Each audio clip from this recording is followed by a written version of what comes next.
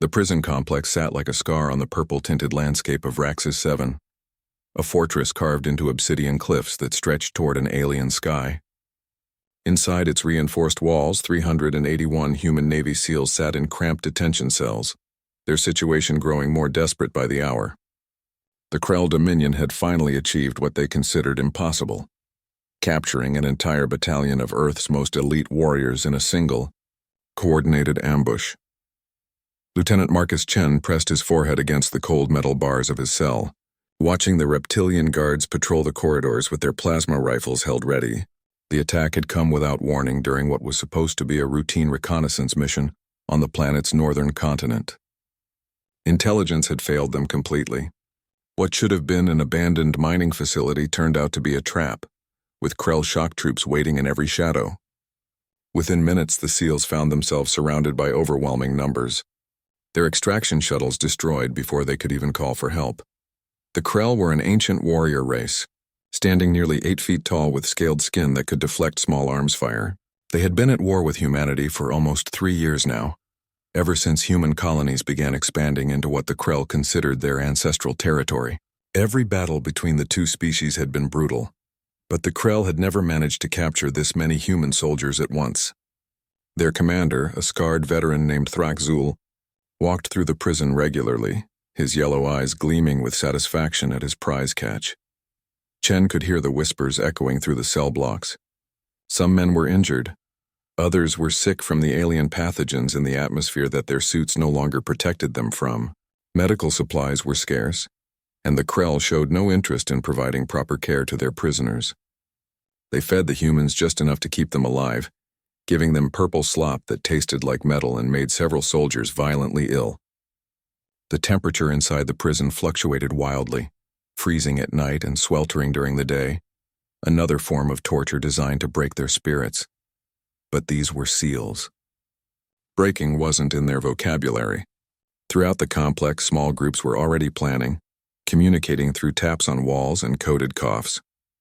Master Chief Rodriguez had managed to keep his prosthetic arm hidden from the Krell during the initial search, and the concealed tools inside might prove useful. Sergeant Williams had memorized the guard rotation patterns. Lieutenant Brooks had been counting the number of Krell soldiers, estimating their total force at roughly 2,000 troops garrisoning the facility. The odds were impossible.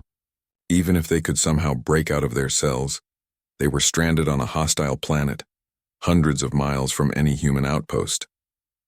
Their communications had been jammed since the ambush. For all they knew, command back on Earth assumed they were already dead. The Krell had made it clear that public executions would begin in 72 hours. A propaganda victory to broadcast across the galaxy, showing humanity's finest warriors humiliated and destroyed. Chen watched as 2 Krell guards dragged another human prisoner past his cell, a young SEAL named Jackson who had been caught trying to pick the lock on his door. The punishment was swift and brutal, and Jackson's screams echoed through the complex for almost an hour before finally falling silent. It was a message to all of them. Resistance would not be tolerated. The Krell wanted them compliant and broken before the cameras rolled. That night, as the twin moons of Raxus 7 rose outside the narrow windows, Chen lay on the hard floor of his cell and thought about his family back on Earth. His daughter would be turning 6 next month. He had promised her he would be home for her birthday. That promise felt hollow now, like so many other promises soldiers made before deploying to war zones light years from home. He wondered if she would even remember his face when she grew older. But then he heard it, a sound so faint that he almost missed it beneath the usual noises of the prison. It was the distant rumble of atmospheric engines, coming from somewhere beyond the obsidian cliffs. The sound grew louder, then faded as if something was circling the area. Chen sat up, his heart beginning to race. Could it be a search party? Had someone survived the ambush and made it back to base? The Krell guards heard it too, their heads turning toward the ceiling, their clawed hands tightening on their weapons. The sound came again, closer this time. Definitely human engines, Chen was certain of it now. He recognized that specific pitch. It was military, probably atmospheric support craft doing reconnaissance. But what could one ship do against a fortified prison complex defended by thousands of Krell troops? The thought seemed absurd. Yet the sound persisted, circling, searching like a predator stalking its prey from above the clouds. Thraxul himself appeared in the corridor, barking orders in the harsh Krell language. Soldiers rushed to defensive positions. Alarm klaxons began wailing throughout the facility. The prison's anti-aircraft batteries powered up, their capacitors humming with deadly energy. Whatever was up there had gotten their attention. Chen pressed his face against the bars, straining to see anything through the narrow windows at the far end of the corridor. All 381 prisoners fell silent, listening, hoping, praying that the sound meant what they desperately wanted it to mean. Someone knew they were here. Someone was looking for them. And someone, somehow, was about to start a fight that would change everything about this war. Captain Sarah Mitchell gripped the controls of her A-10 Thunderbolt II as she descended through the purple clouds of Raxus 7, her eyes scanning the heads-up display for any sign of anti-aircraft fire. The modified Warthog had been her companion for 5 years of combat across a dozen worlds, and she trusted the old bird more than she trusted most people. Its titanium bathtub cockpit had saved her life more times than she cared to count, and the massive GAU-8 Avenger rotary cannon mounted in its nose had turned the tide of countless ground battles Sarah had been on. Patrol 300 miles south when the distress beacon finally broke through the Krell, jamming just a fragment of a signal, barely coherent but enough to triangulate the source. Command had written off the missing SEAL battalion as lost. The official report stated that no rescue operation was feasible, given the distance and enemy strength. But Sarah had never been good at following orders that left soldiers behind. She had downloaded the coordinates, filed a false flight plan claiming engine trouble, and turned her A-10 toward the Obsidian Cliffs before anyone could tell her no. Now she was here, alone, circling a fortress that intelligence reports said housed at least 2,000 Krell troops. Her weapons officer back at base would have called her insane. Her commanding officer would have grounded her permanently. But Sarah had grown up in a military family where honor meant something more than words on a page. Her grandfather had flown rescue missions in ancient helicopters during Earth's old wars, pulling soldiers out of impossible situations when everyone else had given up. That blood ran in her veins. The first anti-aircraft burst exploded 100 meters to her left, filling the sky with shrapnel and electromagnetic interference. Sarah banked hard right, dropping altitude and threading between two cliff faces that rose like teeth from the barren landscape. The A-10 responded beautifully, its rugged design perfect for low-altitude combat in hostile environments. More explosions blossomed around her as the Krell batteries found their range, but she kept moving, never staying in one position long enough for their targeting computers to get a lock. She had studied the prison layout during her flight, using satellite imagery that was 3 days old and probably outdated. The main complex was built into the cliff face itself, with 3 massive blast doors serving as the primary entrances. The walls were reinforced durasteel, capable of withstanding orbital bombardment. Guard towers dotted the perimeter, each mounting heavy plasma cannons. Landing craft sat on elevated platforms ready to evacuate Krell command staff if needed. It was a fortress designed to be impregnable, but Sarah knew something the Krell didn't understand about human engineering. The A-10 Warthog wasn't built for elegance or speed. It was built for one purpose: delivering devastating firepower in close air support situations, where precision mattered more than raw destruction. Every system on the aircraft was redundant. It could fly with one engine, half a wing, and most of its tail section missing. It was ugly, slow, and absolutely perfect for what she needed to do. She armed the Maverick missiles first, painting 2 guard towers with her targeting laser. The missiles streaked away from her wings, leaving contrails of white fire across the alien sky. Both towers exploded in cascading fireballs, taking their plasma cannons offline. Krell soldiers scattered like insects, running for cover as debris rained down on them. Sarah didn't give them time to regroup. She dropped lower, her altitude warning screaming in protest, and lined up the GAU-8 cannon on the eastern blast door. The sound of the Avenger cannon firing was legendary among ground troops, a deep, grinding brrrt that could be heard for miles. 30mm depleted uranium rounds poured from the 7-barrel rotary gun at a rate of 65 rounds per second. Each round could punch through tank armor. Against the durasteel door, they were devastating. Sparks flew in sheets as the metal began to buckle and tear. Sarah held the trigger down, feeling her aircraft shudder from the recoil, watching as a line of destruction carved its way across the entrance. But she wasn't trying to breach the door completely. That would take too long. and she could already see Krell fighters scrambling from their hangars on the far side of the complex. No, she was doing something more surgical. She was creating chaos, drawing attention, forcing the enemy to focus on her instead of the prisoners inside. Every second the Krell spent shooting at her was a second they weren't preparing for executions or reinforcing the cell blocks. A plasma bolt grazed her left wing, burning through the armor plating and causing half her warning lights to flash red. Sarah cursed and pulled up, gaining altitude before diving again toward a different section of the prison. She could see Krell troops pouring out of barracks buildings now, assembling into defensive formations. Good. She wanted them outside, exposed, vulnerable. She toggled to cluster munitions and released a full payload over the main courtyard. The result was spectacular. Dozens of small explosions rippled across the ground like deadly flowers blooming, sending Krell soldiers diving for any cover they could find. Vehicle pools erupted in secondary explosions as fuel tanks ignited. A communications tower toppled, crashing through a barracks roof. Sarah allowed herself a grim smile. She was one woman in one aircraft against an army, but she was making them pay attention. Her radio crackled to life, finally breaking through the jamming. A voice came through, rough and strained, but unmistakably human. "Unknown friendly aircraft, this is Lieutenant Chen, SEAL Team 7. We read you 5 by 5. What the hell are you doing out here?" Sarah keyed her mic, rolling to avoid another stream of anti-aircraft fire. "Chen, this is Captain Sarah Mitchell. Flying cover for your extraction. Sit tight and keep your heads down. I'm about to knock on your front door." There was a pause, then Chen's voice came back, filled with disbelief and something that might have been hope. "Captain, there are 381 of us in here. We're locked in cells throughout the complex. You can't extract that many people with one aircraft." Sarah checked her fuel gauge and weapons inventory. Both were running low. She had maybe 10 minutes of combat flight time left before she'd have to break off or become a smoking crater. 10 minutes to do something that Command had deemed impossible. She thought about her grandfather's stories, about impossible rescues in ancient jungles and deserts. She thought about those SEALs sitting in cells waiting for execution. "Watch me," she said, and dove toward the weakened blast door once more.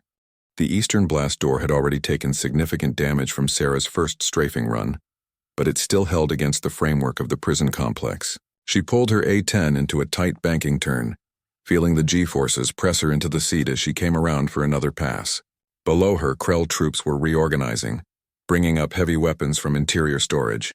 She could see them wheeling massive artillery pieces into position, their barrels tracking her movement across the sky. Time was running out faster than she had hoped. Inside the prison, Lieutenant Chen had spread the word through the cell blocks, using their improvised communication system. The impossible was happening. One crazy pilot was taking on an entire Krell garrison to give them a chance. The prisoners could hear the explosions, feel the structure shaking with each impact. Some of the younger SEALs looked terrified, but the veterans recognized the sound of that cannon. There was only one aircraft in the human arsenal that made that distinctive roar, and knowing an A-10 was overhead filled them with a fierce hope they hadn't felt since their capture. Master Chief Rodriguez pressed his face against the bars of his cell, watching Krell guards running through the corridors in organized chaos. Their discipline was cracking. He could see it in the way they moved, hear it in their harsh voices. They were used to being the predators, the superior force. Having a human aircraft tear through their defenses had rattled them. Rodriguez caught the eye of Sergeant Williams 3 cells down and nodded. Whatever was about to happen, they needed to be ready to move. Sarah armed her last 2 Maverick missiles, targeting the support structures on either side of the damaged blast door. The Krell had built this prison to withstand frontal assault, but structural engineering was the same across the galaxy. Everything had weak points if you knew where to look. The door hung on massive hinges and support beams designed to hold tons of reinforced metal. Take out those supports and physics would do the rest of the work. She fired both missiles simultaneously, then immediately pulled up hard to avoid the blast wave. The explosions were perfectly timed, striking the support columns at their stress points. For a moment, nothing seemed to happen. Then, with a groan that could be heard even over her engines, the entire eastern blast door began to lean inward. Slowly at first, then faster. The massive slab of durasteel tore free from its mountings and crashed into the prison corridor beyond, sending up a cloud of dust and debris that mushroomed into the alien sky. The view from Chen's cell was like watching a mountain fall, The blast door hit the ground with an impact that shook the entire complex, crushing anything unfortunate enough to be in its path. Suddenly, there was a massive breach in the prison's defenses. A gaping wound leading from the outside world directly into the main corridor. Smoke poured through the opening, and through it, Chen could see purple sky and freedom just a few hundred meters away. But freedom was meaningless if they couldn't reach it. The Krell guards, recovering from their initial shock, began setting up defensive positions around the cell blocks. Thraxel himself appeared, his plasma rifle in hand, barking orders that sent soldiers running to seal off the corridor. Heavy blast shields began descending from the ceiling, designed to compartmentalize the prison in case of emergency. If those shields came down, the SEALs would be trapped in their cells even with the outer door breached. Sarah saw the shields descending through her targeting camera. She had one more trick left in her arsenal, but it was going to hurt. The A-10 carried flares for missile defense and electronic countermeasures for guided weapons. But it also carried something else, a backup system that most pilots never used because it was borderline suicidal. She could overload her plasma drive core and vent the superheated energy in a concentrated burst. It would knock out every electronic system within a half-mile radius, including her own aircraft. She would probably survive the crash if she could keep the bird level long enough to find flat ground. Probably. She keyed her radio one more time. "Chen, I'm going to drop an electromagnetic pulse over the complex. It'll knock out their security systems, including your cell locks. You'll have maybe 3 minutes before their backup generators come online. Get your people out and head for the breach. There are Krell landing craft on the north platform. Commandeer them if you can. I'm not going to be available for further support." Chen's voice came back immediately, urgent. "Captain, what do you mean you won't be available?" "What are you planning?" Sarah didn't answer. She was already cycling through the emergency procedures, overriding the safety protocols that prevented pilots from deliberately destroying their own ships. The warning klaxons in her cockpit were screaming at her, red lights flashing across every panel. She thought briefly about the court-martial she would face if she survived this. Then she thought about 381 soldiers who deserved to go home to their families, and pushed the thought away. She aimed her dying aircraft at the center of the prison complex, adjusted the plasma core settings one final time, and whispered a prayer her grandmother had taught her when she was small. Then she hit the emergency release. The electromagnetic pulse erupted from her A-10 like an invisible shockwave, expanding outward in a perfect sphere of electronic death. Every computer, every security system, every powered device within range simply died. The descending blast shields froze mid-closure. Cell doors clicked open as their magnetic locks failed. Guard tower weapons went dark. Communications arrays sparked and died. Even the lights throughout the prison flickered and went out, plunging the complex into semi-darkness broken only by emergency chemical lamps. Sarah's aircraft lost power instantly. The engines died, the controls went slack, and suddenly she was piloting 10 tons of metal and weaponry with nothing but momentum and gravity. The A-10 began to drop like a stone, spinning slowly as it fell. She grabbed the manual release for her ejection seat, but the explosive charges were electronic, they were dead too. She was going down with her aircraft. Through the windscreen she could see the ground rushing up to meet her. She pulled back on the stick with all her strength, trying to use the aircraft's natural aerodynamics to slow the descent. The A-10 responded sluggishly, its control surfaces working without hydraulic assistance. She wasn't going to make it to flat ground. The best she could do was aim for something that might cushion the impact. The Krell landing craft pad was directly ahead, elevated about 20 feet above the main complex. If she could hit it at the right angle, let the elevated position absorb some of the vertical velocity. It was a terrible plan, but it was the only plan she had. Sarah braced herself, thinking about all the missions she'd flown, all the soldiers she'd saved, all the impossible situations she'd survived. This one might finally be her last. The A-10 slammed into the landing pad with a sound like the end of the world. Metal screamed, components shattered, and Sarah felt herself thrown forward against her harness with bone-crushing force. The aircraft skidded across the platform, shedding parts with every meter, finally coming to rest against a Krell transport ship that crumpled under the impact. Then everything went still except for the drip of fuel and the crackle of small electrical fires. Sarah hung in her harness, barely conscious, blood running down her face from a gash on her forehead. Through blurred vision, she could see Krell soldiers approaching her wrecked aircraft, their weapons raised. She tried to move, but her body wouldn't respond. She'd done everything she could. The rest was up to the SEALs now. The electromagnetic pulse had done more than just open cell doors. It had equalized the battlefield in a way that the Krell had never experienced. For the first time since their capture, the SEALs weren't locked behind bars facing enemies with superior weapons and numbers. They were warriors again, and warriors were dangerous even without guns. Lieutenant Chen was the first through his cell door, moving on instinct born from years of training. The corridor was chaos, Krell guards fumbling with weapons that had suddenly become useless chunks of metal and plastic, backup power systems struggling to activate, smoke and dust reducing visibility to a few meters. He grabbed a guard's plasma rifle, found it dead, and instead used it as a club to drop the reptilian soldier with a strike to the head. The Krell went down hard, and Chen took the combat knife from its belt. Throughout the cell blocks, similar scenes were playing out.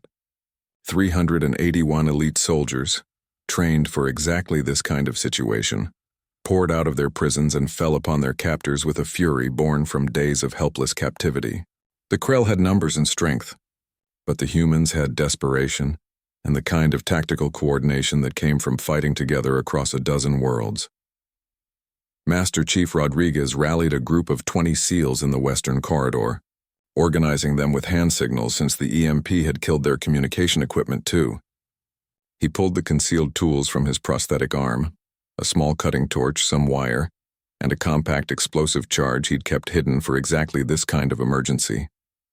While some SEALs engaged the Krell in hand-to-hand combat, Rodriguez worked on breaking into the armory he'd spotted during one of Thraxul's inspection tours. If they could arm themselves with the Krell's own weapons that had been stored before the pulse hit, the odds would shift dramatically. Sergeant Williams led another group toward the fallen blast door, fighting through Krell resistance every step of the way. The aliens were recovering from their shock, organizing defensive lines even without their electronic warfare advantages. A Krell shock trooper standing nearly 8 feet tall and weighing close to 400 pounds blocked the corridor ahead. Williams didn't hesitate. He feinted left, then dove right, sliding under the alien's guard and driving a stolen knife up through a gap in its scaled armor. The Krell roared in pain and anger, but Williams was already moving, already targeting the next threat. The 3 minutes that Sarah had promised them were ticking away. Emergency lights began flickering on throughout the complex as backup generators started powering up. Soon the Krell would have their advantages back: powered weapons, surveillance systems, automated defenses. The SEALs needed to move faster. Chen reached the breached entrance and looked out at the purple landscape of Raxus 7. Freedom was so close he could taste it, but he could also see the crashed A-10 on the landing pad above, smoke rising from its broken frame. Krell soldiers were surrounding it, weapons pointed at the cockpit. The pilot who had given them this chance was still in there, possibly alive, definitely captured if the SEALs didn't act fast. The decision should have been easy: get his people to safety first. That was basic tactical sense, but Chen thought about that voice on the radio, calm even while flying into impossible odds. He thought about the courage it took to deliberately crash your own aircraft to save people you'd never met. He thought about the core principle that had been drilled into every SEAL since basic training: you never left anyone behind. Ever. He grabbed Rodriguez as the Master Chief emerged from the armory carrying an armful of Krell plasma rifles that hadn't been affected by the pulse. "Chief, I need 20 volunteers for a rescue op. That pilot is still alive on the landing pad." Rodriguez didn't hesitate. "I'm in." "Where are we going?" Within minutes, a strike team was assembled. They had weapons now, Krell rifles that were heavy and awkwardly designed for human hands but functional. Chen split his remaining forces, putting Williams in charge of the main group with orders to commandeer the Krell landing craft and prepare for immediate evacuation. The rescue team would retrieve the pilot and meet them at the ships. It was a terrible plan with a dozen ways it could fail, but it was the only plan that didn't involve abandoning the person who had risked everything for them. The strike team moved quickly through the prison complex, using the smoke and confusion to mask their advance. They could hear the sounds of fighting throughout the facility. SEALs who had decided to take the fight to the Krell rather than simply escape. Chen couldn't blame them. These soldiers had been humiliated, imprisoned, and marked for execution. They wanted payback, but revenge would have to wait. The emergency generators were fully online now, and the facility's defenses were coming back to life. Automated turrets were spinning up, searching for targets. Communication systems crackled with Krell commands as officers tried to organize a response to the breakout. Time was running out. The strike team reached the access ladder to the landing pad and began climbing, rifles slung over their backs. Chen went first, emerging onto the platform to find a scene of organized chaos. Krell soldiers had formed a perimeter around the crashed A-10, their plasma rifles trained on the cockpit. Officers were shouting orders, trying to coordinate their forces. A tech crew was approaching with cutting equipment, preparing to extract the pilot from the wreckage. Chen signaled to his team and they moved as one, their training taking over. 20 plasma rifles opened fire simultaneously, catching the Krell completely by surprise. Aliens dropped, some killed instantly, others wounded and screaming. The perimeter collapsed into confusion as the Krell tried to figure out where this new attack was coming from. Rodriguez led half the team in a flanking maneuver, rolling behind a parked transport for cover and laying down suppressing fire. Chen took the rest straight toward the crashed aircraft, firing as they ran. A Krell officer tried to rally his troops, pointing toward the charging humans. But Rodriguez put 3 plasma bolts through his chest and he went down without a sound. Chen reached the A-10 and climbed up onto the battered fuselage. The cockpit was a mess. Cracked canopy, controls twisted beyond recognition, blood spattered across the instruments. And there, still strapped into the pilot's seat, was Captain Sarah Mitchell. Her eyes were half open, consciousness coming and going, but she was alive. "Hold on, Captain," Chen said, working the manual release on her harness. "We're getting you out of here." Sarah's eyes focused on him with difficulty. "The SEALs. Did they make it?" "Thanks to you, we're all getting out. Now shut up and let me work." The harness came free and Chen caught Sarah as she slumped forward. She was heavier than she looked, all the survival gear and flight suit adding bulk, but Chen had carried wounded teammates through worse conditions. Rodriguez and 2 other SEALs reached the aircraft and helped lower Sarah to the ground. That's when the real problem revealed itself. Thraxul had arrived with reinforcements, at least 100 Krell troops, armed with fully charged weapons and looking extremely angry.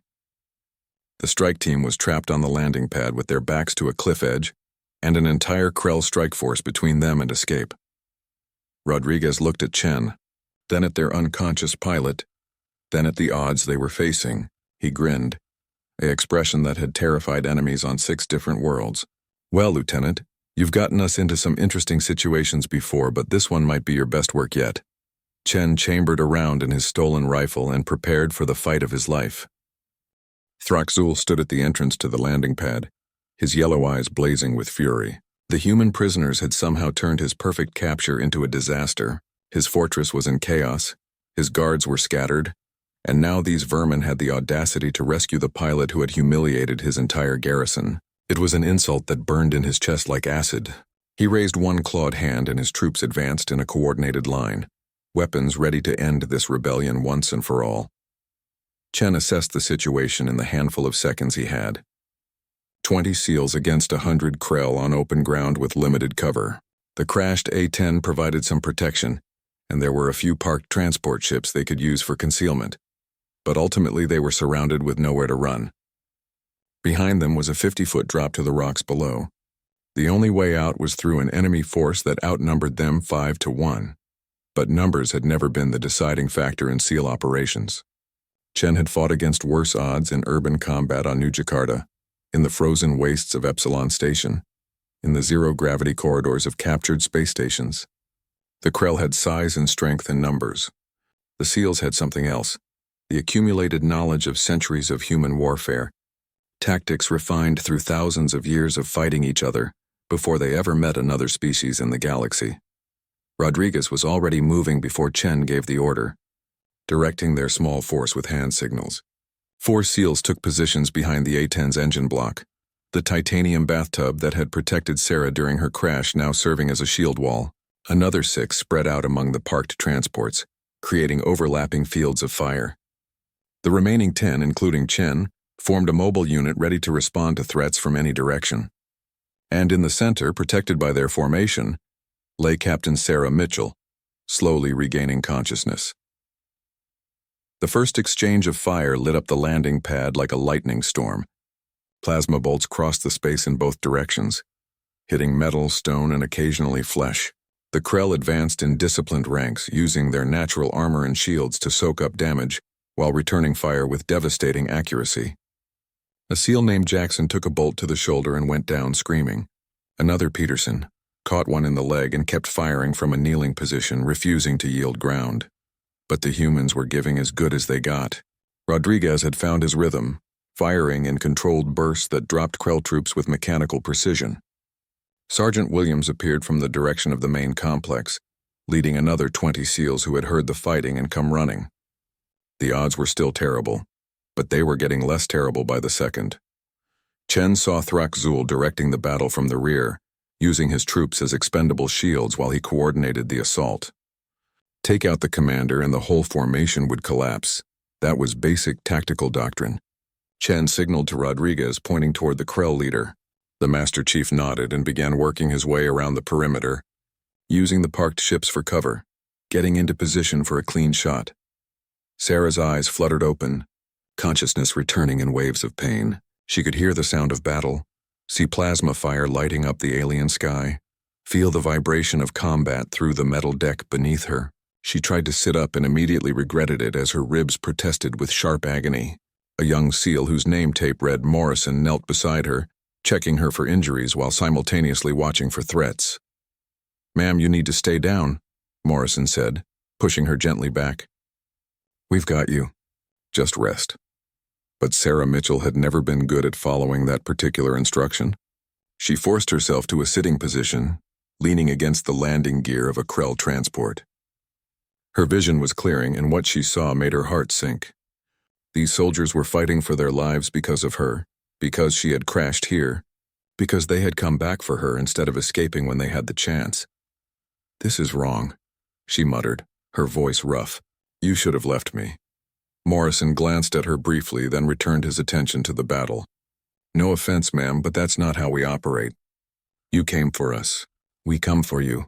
That's the deal." A massive explosion rocked the landing pad as a Krell threw a plasma grenade that detonated near the A-10. The blast threw 2 SEALs backward, their armor scorched but holding. They recovered quickly, returning fire with renewed intensity. The humans were holding but barely. For every Krell they dropped, 2 more seemed to appear from the fortress below. Then Rodriguez made his move. He had circled around to a position behind a maintenance vehicle, giving him a clear line of sight to Thrak-Zul. The Krell commander was focused on the main battle, barking orders, directing fire. He never saw the human who had traveled 50 meters through active combat to reach this exact position. Rodriguez aimed carefully, took a breath, and fired 3 times. The first bolt hit Thrak-Zul in the shoulder, spinning him around. The second caught him in the chest, punching through his armor and dropping him to one knee. The third would have finished him, but another Krell officer threw himself in the way, taking the shot meant for his commander. Thrak-Zul roared in pain and rage, clutching his wounds, his yellow eyes finding Rodriguez across the battlefield. The Krell commander knew he was beaten. His fortress was compromised, his prisoners were escaping, and now he himself was injured by human scum who should have been easy meat. Pride demanded he stay and fight, but survival instinct was stronger.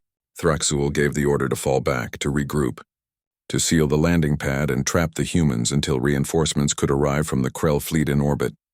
But he had underestimated the chaos within his own fortress. Sergeant Williams and the main SEAL force had reached the Krell landing craft and were already bringing them online. The ships were older models designed for atmospheric combat and troop transport, but they were armed and armored. Even better, they had been parked far enough from the EMP blast that their systems were still functional. Williams climbed into the pilot seat of the lead craft, his hands moving over unfamiliar controls. SEAL training included basic operation of captured enemy equipment, and the Krell designs were actually simpler than human tech in many ways. Within minutes, he had the engines warming up, the weapon systems active, and the loading ramp lowered for evacuation. Back on the upper landing pad, Chen saw the Krell beginning to withdraw and knew this was their moment. Everyone fall back to the ships. Covering fire, move in teams, nobody gets left behind. The SEALs executed the retreat with practiced precision, moving in alternating groups while others laid down suppressing fire. They carried their wounded, including Jackson and Peterson, who refused to stop fighting even with their injuries. Sarah tried to walk on her own, but her legs wouldn't support her weight. So Morrison and another SEAL named Kim grabbed her arms and half-carried, half-dragged her toward the edge of the platform where a service ladder led down to the lower landing area. Thraxul saw his prisoners escaping and felt rage override his pain. He pushed himself upright, grabbed a fallen soldier's rifle and aimed directly at the human female who had destroyed his fortress. She was the cause of all this humiliation. Her death would restore some measure of his honor. His finger tightened on the trigger. Rodriguez saw the Krell commander taking aim and didn't hesitate. He threw himself into a full sprint, crossing 20 meters of open ground while plasma bolts whizzed past his head. He hit Sarah and her two escorts in a flying tackle, just as Thraxul fired. The plasma bolt struck the metal deck where Sarah had been standing a fraction of a second earlier, superheating the durasteel into molten slag. They tumbled together toward the ladder, a tangle of bodies and equipment. Rodriguez was the first to recover, pulling the others upright. Move now! Sarah looked back and saw Thraxul trying to aim again despite his wounds. Their eyes met across the battlefield, human and Krell, pilot and commander, two warriors who had given everything in this fight. Then Rodriguez was pushing her down the ladder and the moment was broken. The descent was chaos. SEALs scrambled down the service ladder while Krell forces regrouped above them, firing down into the narrow passage. The humans returned fire upward, plasma bolts ricocheting off metal in dangerous angles. Chen was the last one down, providing rear guard, his stolen rifle running hot from constant use. They reached the lower landing area where Williams had the Krell craft ready. The ships were bulky, inelegant things compared to human designs, but they were space-worthy and that was all that mattered. SEALs poured into 3 separate vessels, cramming into troop compartments designed for the larger Krell bodies. Chen did a quick head count as they loaded. 376 present, 5 confirmed dead in the prison breakout, none left behind on the landing pad. Sarah was loaded onto the command ship, medics immediately surrounding her to treat her injuries. She pushed their hands away, trying to see the tactical display. We need to go now. Thraxul will have called for orbital support. If there are Krell warships in range, we'll never make it off this rock. Williams was already lifting off, the other 2 ships rising alongside him in formation. The 3 Krell destroyers moved through space like predators sensing wounded prey. Each ship was over 1 kilometer long, bristling with plasma cannons, missile tubes, and fighter bays. They had been stationed at Vraxis 7 specifically to prevent any rescue attempts, and now their patience was being rewarded. 3 stolen transport ships overloaded with human prisoners, struggling to reach orbit. It should have been an easy kill. Williams pushed the captured transport to its limits, the engine screaming in protest as he demanded more speed than the Krell designers had ever intended. Beside him, Chen worked the weapons console, trying to understand the alien interface while knowing that their light transport guns would be useless against destroyer-class armor.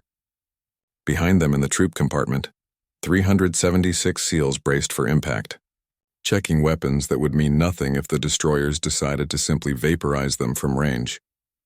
Sarah had made her way to the cockpit despite the medics' protests, her injuries temporarily forgotten in the face of new crisis. She leaned over Williams' shoulder, studying the tactical display with a pilot's eye. The Krell destroyers are fast but not maneuverable. Their doctrine emphasizes overwhelming firepower over agility. If we can reach the asteroid belt before they get weapons lock, we might lose them in the rocks. Chen glanced at the display. The asteroid belt was on the far side of the planet, at least 30 minutes away at their current speed. The destroyers would be in firing range in less than 5. We'll never make it that far. Then we need to slow them down. Sarah's eyes were scanning the transport systems, looking for anything they could use. These ships have emergency cargo release mechanisms, right? For dumping fuel or supplies in combat situations? Williams understood immediately. You want to dump everything we're carrying and hope it creates enough of a debris field to screen us. Better than nothing. And reprogram the fuel pods to detonate when the destroyers pass through. Won't damage them much, but it might buy us a few extra minutes. It was a desperate plan, but desperation was all they had left. Williams initiated the cargo release sequence while Chen worked on setting remote detonators on the fuel pods. The transport shuddered as its cargo bay doors opened and everything not bolted down began tumbling into space. Supplies, equipment, fuel containers, even parts of the interior seating. The other 2 transports followed suit, creating an expanding cloud of debris in their wake. The lead Krell destroyer, The one Chen's tactical display identified as the Wrath of Ancestors, plowed into the debris field without slowing. Small impacts pinged off its shields, insufficient to cause damage but enough to trigger point defense systems. Then the fuel pods detonated, a chain reaction of explosions that lit up space like artificial stars. The destroyer emerged from the fire unscathed but temporarily blinded, its sensors overwhelmed by the thermal signatures. Those few minutes of confusion were everything. Williams dove the transport toward Vraxis 7's atmosphere again, using the planet's bulk to block direct fire from the destroyers. The other two transports followed, all three ships skimming so close to the upper atmosphere that their hulls began heating from friction. It was insane flying, the kind of maneuver that could tear a ship apart if the pilot miscalculated by even a few degrees. But Williams hadn't miscalculated in 15 years of combat flying, and he wasn't about to start now. He brought them around the planet's curve, using gravity to slingshot them toward the asteroid belt at speeds that made the transport's frame groan in protest. Behind them, the Krell destroyers were forced to take a longer route, their massive size making the atmospheric skim impossible. The seals in the back were thrown around like dice in a cup, many of them losing their last meal as the G-forces exceeded safe limits. Master Chief Rodriguez, his face pale but determined, moved through the compartment checking on his people. 2 SEALs had broken bones from the violent maneuvers. Several others were concussed, but everyone was still alive. That was what mattered. They reached the asteroid belt with the destroyers still in pursuit, now only 10 minutes behind and closing. The belt was dense here, rocks ranging from pebbles to mountain-sized chunks of ice and iron spinning through space in chaotic orbits. It was a navigator's nightmare and a pursued ship's best friend. Williams dove into the mess without hesitation, threading between asteroids with the confidence of desperation. The Krell destroyers had to slow down. Their size made navigating the belt dangerous, and their commanders weren't willing to risk billion-credit warships to capture escaped prisoners. But they didn't give up. They sent their fighters instead, small, fast craft that could follow the transports into the densest areas of the belt. Dozens of Krell fighters swarmed into the asteroids like angry insects, their plasma cannons already firing. Sarah grabbed the co-pilot controls without asking. "I'll handle evasive." "You shoot." Williams didn't argue. He switched to the weapons console while Sarah took over flying, her instincts taking control despite her injuries. She banked hard around a tumbling asteroid the size of a city block, rolled to avoid a cluster of smaller rocks, then dove under a sheet of ice that was slowly fracturing from some ancient impact. The Krell fighters tried to follow, but human reflexes and desperation gave the SEALs an edge. Chen targeted the nearest fighter and fired, the transport's light plasma cannon tracking the enemy craft. His first burst missed, the second clipped its wing, and the third struck home. The fighter exploded in a ball of fire and shrapnel that took out 2 more fighters behind it. "One down," he shouted, already tracking the next target. But there were too many. The other 2 transports were taking heavy fire, their shields failing, their hulls showing scorch marks from near misses. Rodriguez reported from the back that they were taking casualties. Nothing fatal yet. But the ship's structural integrity was failing. They couldn't keep this up much longer. That's when the miracle happened. Sarah, pulling them around another asteroid, saw something impossible. A human destroyer emerged from behind a massive rock cluster, its identification broadcasting as the USS Valiant. Behind it came 3 frigates and a carrier, an entire battle group that shouldn't have been anywhere near this system. The radio crackled to life with the most beautiful voice Chen had ever heard. "Unidentified Krell transports, this is Captain Morrison of the Valiant. We're reading human life signs aboard your vessels. If you're who we hope you are, now would be a good time to identify yourselves." Chen grabbed the radio so fast he nearly tore it from its mount. "Valiant, this is Lieutenant Chen, SEAL Team 7. We have 376 recovered prisoners aboard 3 captured Krell transports, requesting immediate support." There was a brief pause. Then Morrison's voice came back, filled with barely controlled emotion. "Chen, we've been searching for you for 3 days. When you didn't show up for extraction, we thought we'd lost the entire battalion. Stand by for fighter support and prepare to dock with the carrier." The human battle group moved into the asteroid belt like avenging angels. Fighters launched from the carrier, outnumbering the Krell craft 3 to 1. The destroyer's main guns opened up on the enemy destroyers, forcing them to break off their pursuit and defend themselves. Suddenly, the hunted had become protected, and the predators found themselves facing a fight they weren't prepared for. Sarah slumped in the pilot seat, finally allowing herself to believe they might actually survive this. Morrison appeared in the cockpit doorway, the young SEAL grinning despite the blood on his face. "Ma'am, we just got word from the Valiant. They're sending a medical team specifically for you. Apparently, when you disappeared on an unauthorized rescue mission, your CO almost had a heart attack. You're either getting the biggest medal or the biggest court-martial in naval history." Sarah managed a weak laugh. "Probably both. But it was worth it." Chen looked back at the compartment full of exhausted, wounded, but alive SEALs. 376 souls who had been scheduled for execution. 376 warriors going home to their families, all because one pilot had refused to leave anyone behind. "Yeah," he said quietly. "It was definitely worth it." 3 months later, Sarah Mitchell stood at attention in the grand ceremony hall aboard the orbital station above Earth. Her dress uniform felt strange after so many years in a flight suit, the medals on her chest heavier than any combat load she'd ever carried. The bruises had faded, the broken ribs had healed, and the gash on her forehead had become just another scar to add to her collection. But the memory of Raxus 7 remained as fresh as the day it happened. The hall was packed with military brass, politicians, news media, and families.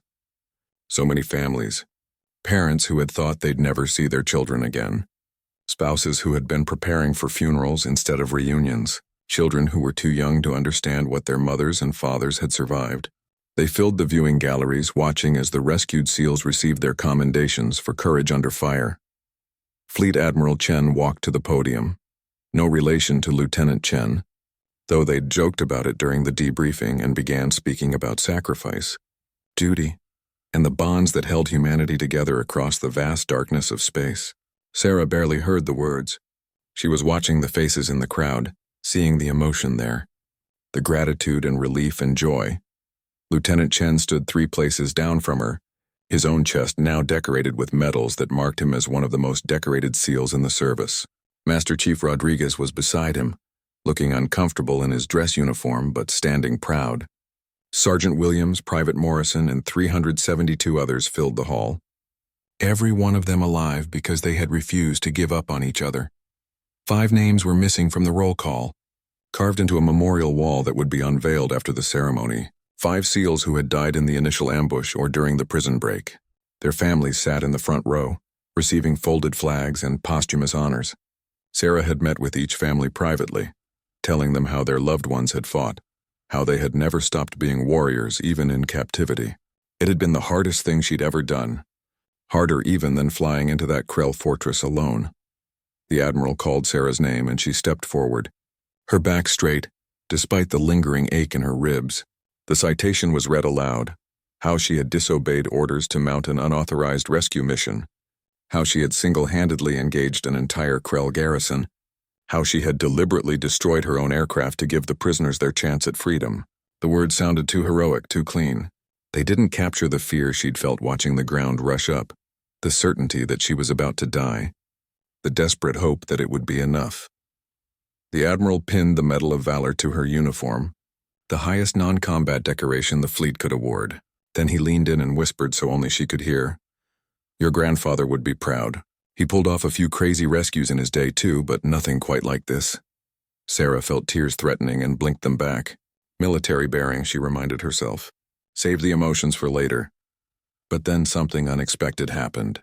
Lieutenant Chen stepped forward, technically breaking protocol, and saluted her. Then Rodriguez did the same. Then Williams, Morrison, and every single SEAL in the hall. 376 warriors standing at attention, saluting the pilot who had come for them when everyone else had given up. The Admiral didn't stop them. The crowd erupted in applause that echoed off the walls and ceiling. Sarah returned the salute, her throat too tight to speak, her eyes finally betraying her as tears rolled down her cheeks. These warriors, these survivors, were telling her something that no medal or commendation could convey. She was one of them now. She had proven it in fire and blood and desperate courage. After the ceremony, families flooded the floor to reunite with their soldiers. Sarah watched a little girl, maybe 5 years old, run into Lieutenant Chen's arms. He picked her up and spun her around, laughing and crying at the same time. That was his daughter, Sarah realized, the one he'd promised to be home for, whose birthday he'd thought he would miss forever. Rodriguez introduced her to his husband, a quiet man who gripped Sarah's hand and couldn't find words to express his gratitude. William's parents were elderly, his father in a wheelchair, both of them holding their son like they were afraid he might disappear again. Morrison's wife was pregnant, her belly swollen with a child he hadn't known about before his capture. The life he'd nearly missed bloomed in front of him, possibility made flesh. Sarah felt a hand on her shoulder and turned to find her own father standing there, her mother beside him. They were older than she remembered, the years and worry having carved new lines in their faces. Her father had been a pilot too, had flown cargo runs during the early colony wars. He understood what she'd done on Vraxis 7, understood it in a way that most civilians never could. "You broke every rule in the book," he said, but he was smiling. "I learned from the best," Sarah replied, thinking of all the stories he'd told her growing up, all the times he'd chosen people over protocols. Her mother just hugged her, holding on like she'd held on when Sarah was a child waking from nightmares. "My brave girl," she whispered. "My foolish brave girl." They stood together in the ceremony hall while families celebrated around them, and Sarah felt something she hadn't felt in years: peace. Not the absence of war, which still raged across a dozen systems, but inner peace. The certainty that she had done the right thing, that the scars and the nightmares and the court-martial that had briefly threatened her career had all been worth it. Captain Morrison from the Valiant found her before she could leave, pulling her aside with a serious expression.